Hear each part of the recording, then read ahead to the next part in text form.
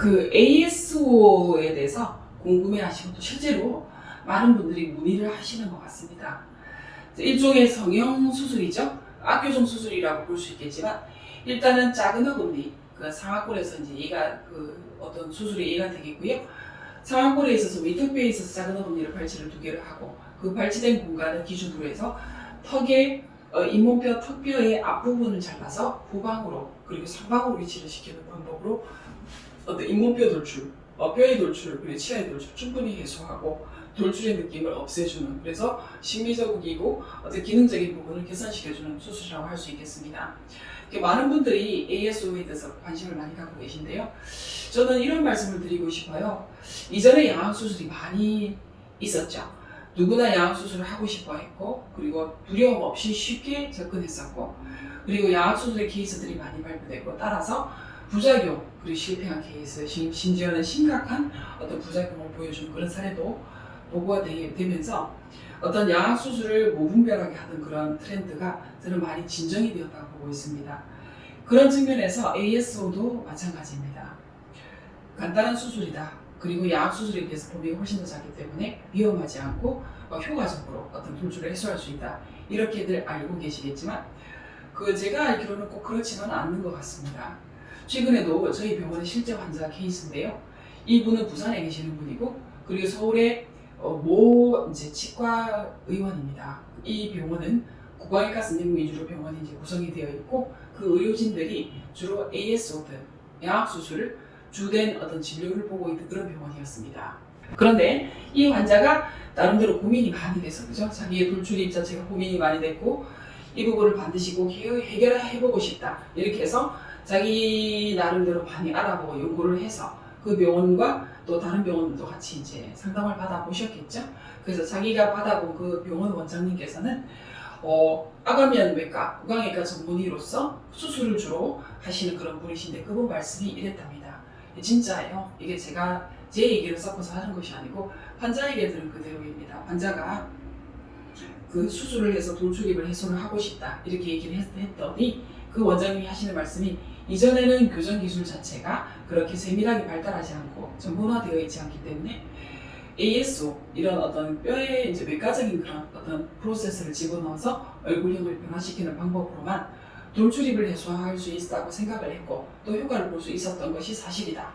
그렇지만 지금은 어떤 교정 기술이나 장치의 발달로 인해서 어떤 ASO를 피하고도 수술을 전혀 하지 않고 돌출입 교정에 특화된 전문화된 장치를 사용해서 교정 치료를 했을 때 충분히 효과를 볼 수 있고 위험하지도 않으면서 오히려 얼굴 부분의 어떤 미적인 부분, 기능적인 부분이 충분히 향상될 수 있다는 걸 자기가 여러 케이스를 봤기 때문에 수술을 하지 마시라. 그래서 교정 전문 치과를 이곳저곳을 여러 군데를 또 소개를 시켜주셨대요. 그래서 그 중에 한 군데인 저희 병원을 찾아오셔서 자기가 수술을 해서라도 이 돌출입을 해소하고 싶을 정도로 고민이 많았으나 그 수술 전문 외과 선생님께서 하신 말씀을 듣고 수술을 하지 않고 교정을 해야 되겠다. 그래서 어떤 돌출입 교정 치료를 받고 싶다. 이렇게 해서 저희 병원에서 이제 교정 치료를 시작하신 분이 계세요. 그래서 결론적으로 말씀을 드리면 일반인들이 느끼는 것보다도 오히려 수술을 일선에서 직접 담당하고 계신 외과 선생님들께서 지금은 어떤 여러 가지 변화, 어떤 기술의 개선, 진보 이런 것들을 통해서 교정 치료로도 충분히 해소를 할 수 있는 돌출입이 많아졌다. 많은 부분을 커버할 수 있다. 이렇게 판단을 하고 있는 것 같습니다. 저는 개인적으로 제가 교정 치료를 하고 있어서 뿐만이 아니고 환자 입장이 되었을 때도 어떤 조금이라도 위험할 수 있는 그런 요소들을 피할 수 있고 자연스러운 어떤 개선, 얼굴이 딴 사람처럼 변하는 것이 아니고 자신의 얼굴의 이미지를 그대로 유지를 하면서 어떤 돌출적인 부분을 충분히 해소를 할 수 있다. 이 부분을 같이 봐주신 것 같아서, 그런 가능성을 인정을 받은 것 같아서 저는 속으로 내심 참 다행이다 이렇게 생각을 했었습니다. ASO의 이제 장단점에 대해서 제가 말씀드리겠습니다. anterior segmental osteotomy라고 하죠. 그래서 이 말 그대로 위턱뼈에 있어서 앞쪽 부분을 소고치를 발치를 해요. 작은 어금니를 빼고 소고치를 발치한 그 공간이 비겠죠. 그 공간을 중심으로 해서 앞쪽 부분의 뼈를 잘라서 충분히 뒤로 이동시켜서 전체적인 돌출을 해소하는 쪽으로 치료하는 것이 ASO라고 말씀드릴 수 있겠습니다. 장점으로는 일단 외과적인 부분이기 때문에 본인이 어떤 외모적인 부분의 불충분 불만족이 좀 심한 경우는 어떤 방법을 써서라도 내가 이 돌출을 반드시 해결하고 갈 거야 이렇게 생각하시는 분들이 있어요. 그런 분들에게 외모 변화를 극대화시킬 수 있다. 이런 점은 장점이 될 수도 있겠습니다. 그리고 이제 또 수술 내부에서도 비교를 해보자면 ASO 같은 경우에는 턱뼈의 일부분을 움직이는 것이고, 그리고 이제 AS보다 범위가 큰 수술로는 양악 수술이 있을 수 있겠습니다. 그런데 우리가 그 CT 스캔을 찍잖아요. 진단할 때, 수술하기 전에도 그렇고 교정 치료할 때도 필요하면 CT 스캔을 찍는데, CT상에서 봤을 때 전체적인 두개골의 어떤 위치에 비해서 위턱뼈가 돌출이 많이 되어 있습니다. 이게 위턱뼈, 아래턱뼈가 통째로 전체적인 길이가 커져 있거나 돌출이 되어 있는 경우도 종종 있고, 단지 그 잇몸뼈의 앞부분만 돌출이 되어 있는 경우도 있을 수 있겠습니다. 잇몸뼈의 앞부분만 돌출이 되어 있다면 굳이 양악 수술이 필요 없겠죠. 그래서 위턱뼈의 앞부분을 집중적으로 후방으로 이동하는 쪽으로 치료의 계획을 잡고 그렇게 실행을 하면 되겠습니다. 그리고 또 다른 경우로는 전체 뼈가, 위턱뼈도 그렇고 아래턱뼈도 그렇고 전체적인 뼈가 통으로 전방으로 위치한다, 앞쪽으로 돌출되어 있다, 이런 경우가 있을 수 있겠습니다. 그런 경우는 양악 수술을 해서 위턱뼈도 통째로 후방으로 견인을 하고 아래쪽 뼈도 통째로 후방으로 견인을 할 수도 있겠습니다만은, 우리가 기본적으로 그 사람의 돌출이 있다 없다, 인매가 자연스럽다 부자연스럽다 이런 걸 판단할 때는 전체적인 얼굴의 어떤 그런 뼈의 사이즈나 위치보다 오히려 앞쪽에 조금 더 집중해서 보는 부분이 있습니다. 그렇다면 전체적인 뼈가 있다 하더라도, 뼈의 돌출이 있다 하더라도 앞쪽 부분에 국한해서 충분한 돌출을 해소할 수 있는 방법이 있고, 전체적인 뼈를 건드리지 않고 중요한 구조물들을 좀 피해서 수술을 할 수 있다고 생각한다면 훨씬 더 안전하면서도 효과를 볼 수 있기 때문에 그런 장점이 있다고 생각이 듭니다. ASO의 단점을 말씀드리겠습니다. 일단 외과적인 시술은 그 결과를 이제 예측하기 전에 우리가 충분한 어떤 리스크 관리가 필요하겠죠. 그래서 이제 자기가 반드시 수술을 해야 되는 그런 케이스라 하더라도 병원과 그 실제로 수술을 담당할 그 닥터, 의사분, 무경외과 전문의의 어떤 신중한 선택, 그리고 결정, 수술 방법의 신중한 결정, 이런 부분들이 반드시 있어야겠습니다. 그렇지 않고서는 부작용이 생길 수 있겠죠. 그리고 예를 들어서 그 치아 교정뿐만이 아니고 어떤 치아의 교합적인 부분, 치아 맞물림이죠, 그죠? 이게 수술 전에는 전혀 문제가 없어서, 예를 들면 수술 전에는 맞물림이 전혀 문제가 없어서 단지 돌출이 있어서 이 부분을 바꾸고 싶다. 그렇게 해서 ASO든 양악 수술을 했어요. 그러면 수술 뒤에는 교합이 변할 수밖에 없겠죠. 왜냐하면 뼈의 일부분이든 전체 부분이 어쨌든 관계가 바뀌는 쪽으로 변화가 생기기 때문입니다. 그렇다면 수술 전은 교합이 크게 문제가 없었다 하더라도 수술 후에는 변화가 생길 수밖에 없고, 그 말은 교합적인 부분, 이의 맞물림이 그래도 불안정한 상태로 변화가 생겼을 수 있겠죠. 그러면 그 단계에서 수술을 끝내고 모든 치료 끝, 저절로 좋아졌다, 이런 부분으로 끝나서는 안 되고요. 교합적으로 안정시키는 그런 과정이 반드시 필요합니다. 교합적으로 안정이 돼야 우리가 힘들게 수술을 했고 돈을 들여서 수술을 했고 위험을 감수하면서까지 수술을 했는데 그 결과가 오랫동안 안정적으로 건강하게 유지가 되는 게 무엇보다 중요하겠죠. 그런 측면에서 봤을 때 교합적인 치아 컨택, 교합적인 치열의 안정, 좋은 맞물림, 이런 부분이 너무너무 중요하다는 거죠. 그래서 이게 형성이 되지 않았을 때는 재발이 생길 수 있습니다. 그 예를 들어서 교합적으로 전혀 모르시는 분이 수술을 했을 때 치아에 어떤 관련된 그런 어떤 큰 변화를 줬는데도 그 부분이 치아 교합에 대해서 전혀 모르는 분, 예를 들어서 성형외과만 있는 그런 병원에 가서 수술을 했을 때는 어떤 이후의 사후 처리가 충분히 정밀하게 마무리가 되지 않기 때문에 그걸로 인해서 발생할 수 있는 부작용이 분명히 있습니다. 그래서 여러분들께서 내가 부득이하게 수술을 해야 된다, 양악 수술이든 ASO든 수술을 해야 된다고 생각이 되시면 그 어디서 수술을 할 건지, 그 병원이 어떤 이멀전시, 그 상황이 돌발적으로 발생했을 때 충분히 그 부분을 케어를 할 수 있는 시스템이 되어 있는지, 그리고 그거보다 덜 중요하지 않은 것은 수술하는 술자, 구강외과 전문의가 수술을 하는 것이 추천이 되고요. 또 그분들도 많은 경험을 갖고 계신 분들이 애기 수술을 받는 것이 훨씬 더 우리가 안심할 수 있고 뭔가 예측 가능한 그런 치료 결과를 보장할 수 있겠죠. 그래서 이 부분을 심사숙고하시고 매우 신중하게 결정을 하고 판단을 해야 된다고 믿습니다.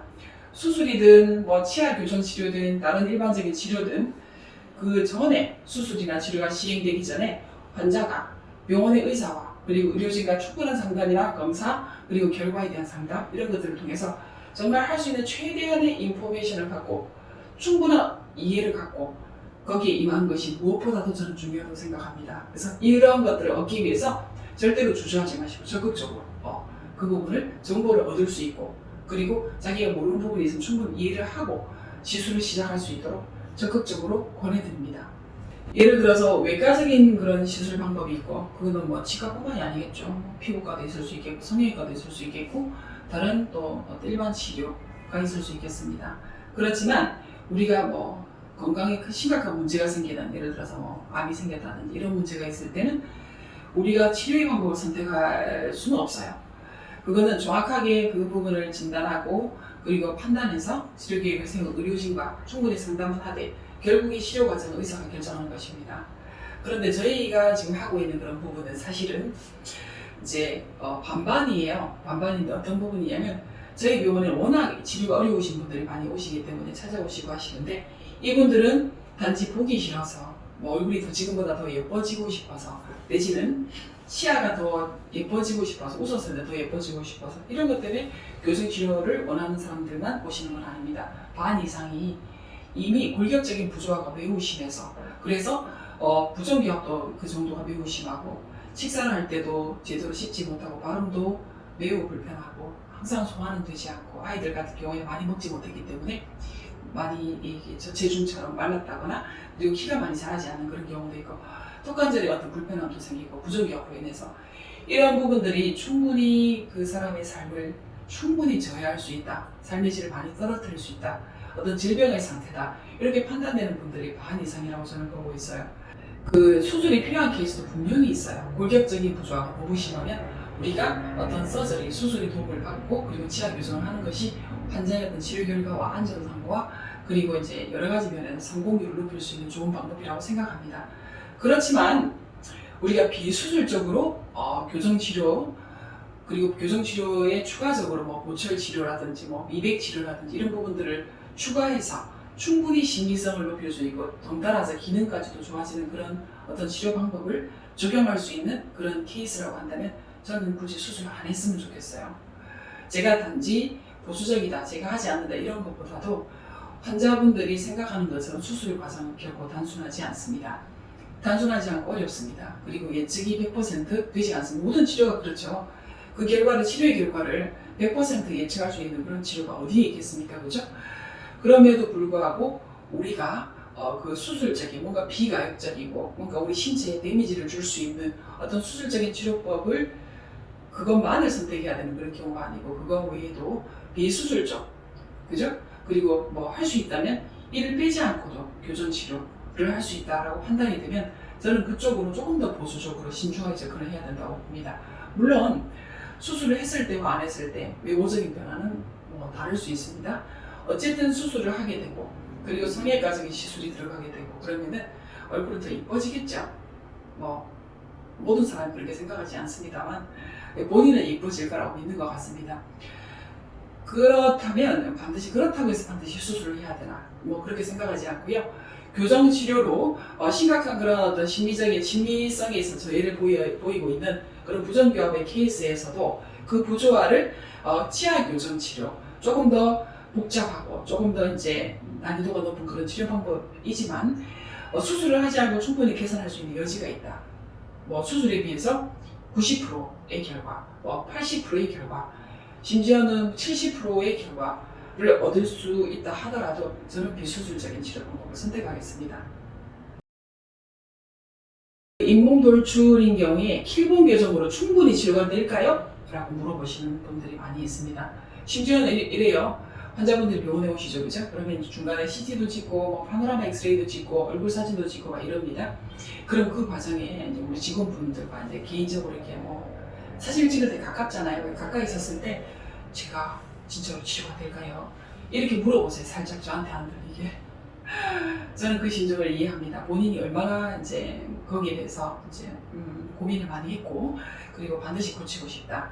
그리고 가급적이면 안전한 방법으로 치료를 하고 싶다. 이렇게 생각해서 저희 병원에 오셨을 거고, 그렇지만 이제 그 우리가 SNS 상이나 인터넷을 뒤져보면 수술 외에는 다른 어떤 방법도 돌출입을 해소할 수 없다라고 단정적으로 말씀하시는 그런 분들이 이제 많이 글을 올리세요. 저는 그분들한테 자기 자녀도 그렇게 치료할 건지 묻고 싶습니다. 돌출입 교정을 하고 일반적인 교정으로 잇몸 돌출이 있을 때 일반적인 교정 치료 방법으로 어떤 치열의 개선은 얻을 수 있겠지만 어떤 인매의 개선, 잇몸뼈 돌출, 지근의 위치 변경 이런 부분들이 충분히 개선되기는 제한적이다 이렇게 말씀드릴 수 있겠고요. 그러면 킬본 교정을 충분히 썼을 때 어떠냐? 완전히 고칠 수 있냐?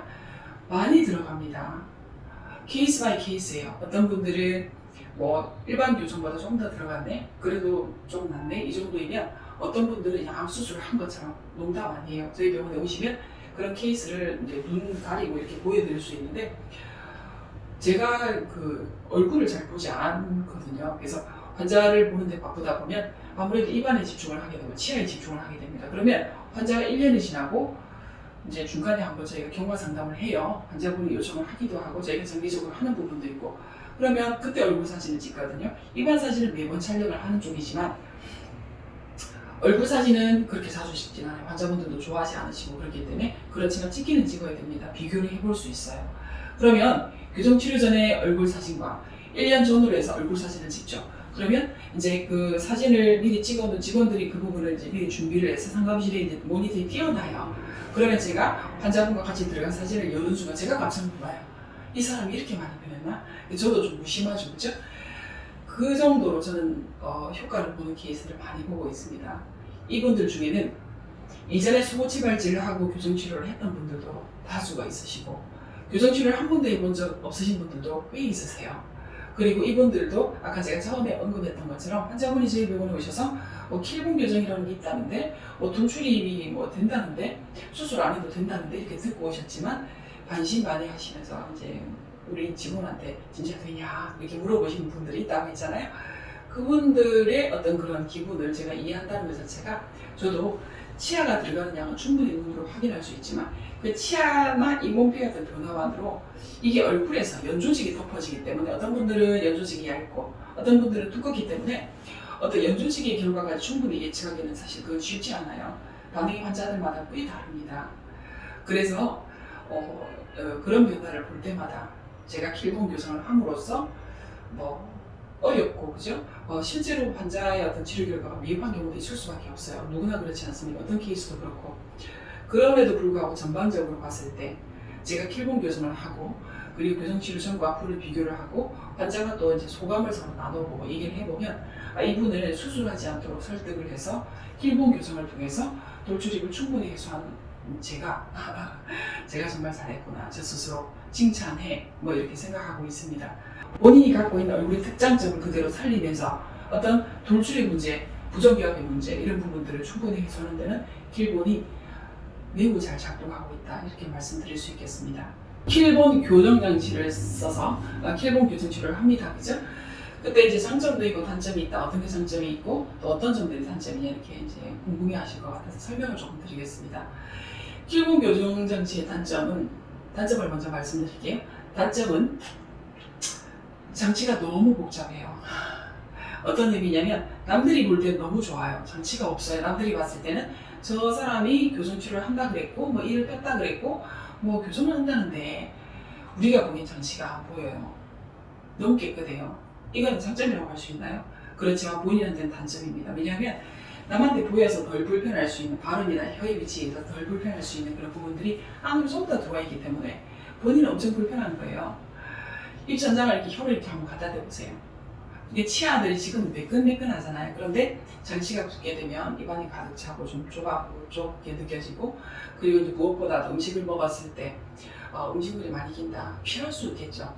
그리고 양치를 할 때 그 끼어있는 끼어있는 음식들을 제거하기가 쉽지 않다. 피할 수 없습니다. 그래서 저희가 이제 양치를 할 때도 각별히 신경을 쓰시라. 그러니까 킬본 장치를 써서 중치가 잘 생긴다. 이거보다 흔히 볼 수 있는 문제점은 아무래도 장치가 복잡하다 보니 음식물이 많이 끼게 되고 음식물이 많이 끼면 1차적으로 그 장치 주변으로 잇몸이 좀 붓게 돼요. 그래서 잇몸이 부어오르게 되면 양치할 때 피도 나고 불편하죠. 그렇죠?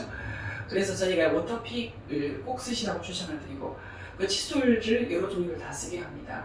치간 칫솔도 쓰고 교정용 칫솔도 쓰고 일반 칫솔도 쓰고 그리고 칫솔 일자로 되어 있는 것도 있어요. 그런 것도 쓰게 하고 그래서 일단 그런 부분들이 상당히 불편할 수밖에 없고, 그런데 이제 특이한 거는 킬본 장치를 처음에 이제 들어갔을 때는, 입안에 들어갔을 때는 먹기도 힘들고 뭐 말하기도 너무너무 힘들잖아요. 말하려고 하면 혀가 장치에 이게 어떤 게 있으니 혀가 이렇게 움찔하면서 이제 뭔가 위축되죠. 원래대로 혀가 이제 충분히 발음을 이제 하기 어려운 그런 상태가 될 수 있겠죠. 그런 부분들 때문에 불편함이 분명히 있어요. 그런데 이게 신기하게도 한 달 정도가 지나면 없어져요. 그래서 음식을 조심하시라. 오히려 부드러운 거 드시고 뭐 질긴 거, 딱딱한 거, 이제 입을 크게 벌려서 크게 배물어야 되고 이런 걸 드시지 마시라 이렇게 말씀드린데도 장치에 빨리 익숙해지다 보니까 그런 음식 제한에 대한 주의사항을 자꾸 이제 잊어버리시고 너무 딱딱하고 이렇게 식딱이 드셔가지고 딱딱한 것도 씹고 많이 이제 음식을 가리지 않고 드시고 막 이래가지고 장치가 탈락하는 경우가 이런 분들은 발생할 수 있어요. 그래서 그런 부분들이 힘들지만 적응은 가능하다. 우리의 적응력은 매우 뛰어나다. 저는 환자분들을 보면서 그걸 많이 느끼고 있습니다.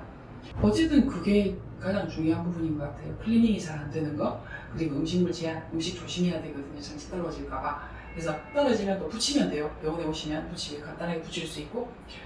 그래서 그런 부분들이 이제 큰 주된 단점이라고 생각이 들고, 그렇죠. 발음이 조금 어색할 수 있어요. 이것도 역시 시간이 지나면 좋아져요. 왜 좋아지냐? 제가 확신을 갖고 말씀드리느냐? 킬본 장치를 하시는 분들 중에서 어떤 방송을 해야 된다거나 어떤 그러니까 얼굴이 노출이 돼야 되고 자기가 계속해서 얘기를 해야 되는 분들, 그러면서도 교전하고 싶지만 장치는 남들에게 노출시키지 않고 노출시킬 수 없다고 생각하시는 분들이 킬본을 하시는데, 그분들이 계속해서 불편하고 발음이 정상으로 돌아오지 않는다면 어떨까요? 생활이 안 되겠죠. 자기 직업을 제대로 수행할 수 없겠죠. 그렇지 않다는 것입니다. 적응이 되고 나면 얼마든지 생활 잘 하실 수 있고요. 음식도 요령껏 다 드실 수 있고, 그리고 이제 클리닝도 요령이 많이 생겨요.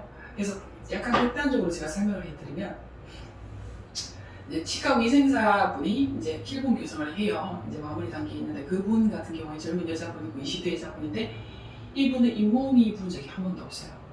붓기는커녕 항상 잇몸이 단단하고 매우 건강한 상태를 유지하고 계세요. 그리고 이제 또 대부분은 매우 관리를 잘 하시는데, 성격이 조금 부도하신 분들은 관리가 꼼꼼하게 안 되는 부분들이 있어서 잇몸이 부어요. 자주 부어요. 불편하다고 하세요. 그래서 왜 잇몸이 부어요? 이러시거든요.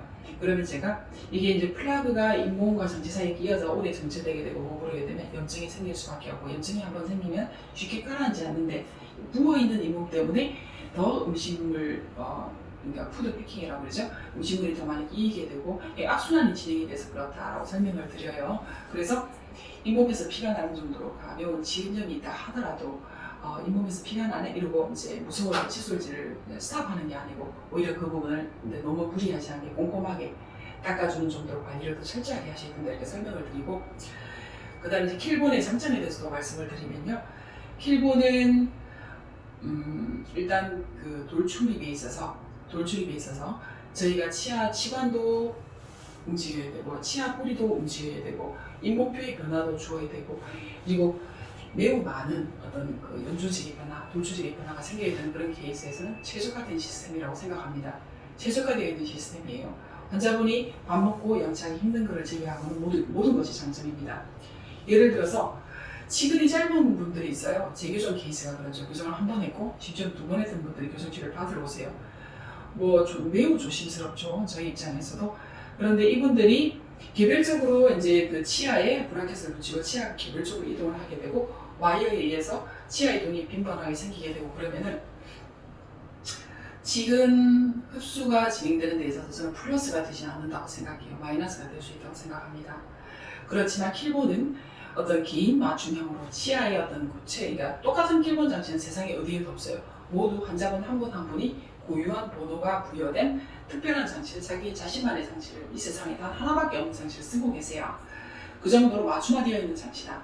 그리고 이 치아의 어떤 그 장치의 구조, 그 힘을 주는 그 메카닉스 이런 부분들을 봤을 때 오히려 치아들이 그 앞니들은 특히나 앞니들이 집단으로 같이 그룹으로 어떤 평행한 힘 관계를 유지를 하면서 이동을 하기 때문에 오히려 어떤 치근이 교정치료를 그전에 했기 때문에 치근이 조금 약해요. 이런 분들이 그런 분들에게 그나마 부담을 덜 느끼고 쓸 수 있는 장치다. 저는 이렇게 말씀드릴 수 있겠습니다. 실제로 그렇습니다. 그리고 킬본 장치를 쓰지 않고 돌출입을 해소한다. 저는 자신 없어요.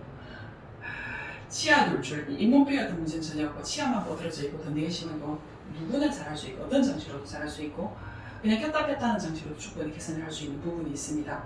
그렇지만 잇몸뼈는 충분히 돌출돼 있고 그리고 치아가 직립돼 있어 오히려 직선 뻗어진 게 아니고 직립돼 있고요. 치아 뿌리 얘가 더 숙여져서는 절대로 안 될 것 같고 그렇지만 치아가 통으로 후방 그리고 길어져 있고 금이 스마일이기 때문에 상방 이렇게 상방으로 이동을 시켜야 되고 이동량이 꽤 많아질 걸로 예상되는 그런 케이스에서는 킬보 지금까지는 제가 봤을 때 킬본을 능가하는 그런 치료 결과를 볼 수 있는 그런 특수 장치는 없다. 저는 그렇게 확신하고 있습니다.